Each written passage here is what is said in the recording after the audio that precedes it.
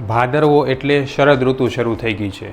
આ 2 મહિના એવા પ્રકારના તડકા પડશે કે જે ધીરે ધીરે શરીરમાં પિત્ત દોષને વધારશે।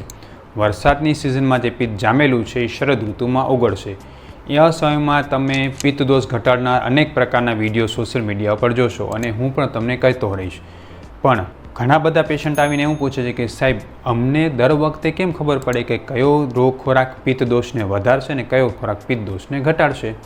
તો મિત્રો, આના માટેની લેબોરેટરી તમારા જીભ અને તમારું ગળું છે। જે કોઈ પણ ખોરાક ખારો, ખાટો અને તીખો છે એ પિત્ત દોષને અચૂકપણે વધારશે। જે ખોરાક ખાધા પછી તમારા છાતીમાં કે ગળામાં બળતરા થવાની શરૂઆત થાય તો એને વિદાયી ખોરાક કહ્યો છે, એ પણ પિત્ત દોષને વધારશે। એટલે પિત્ત દોષને વધારનારો ખોરાક આપણે જોઈ લીધો।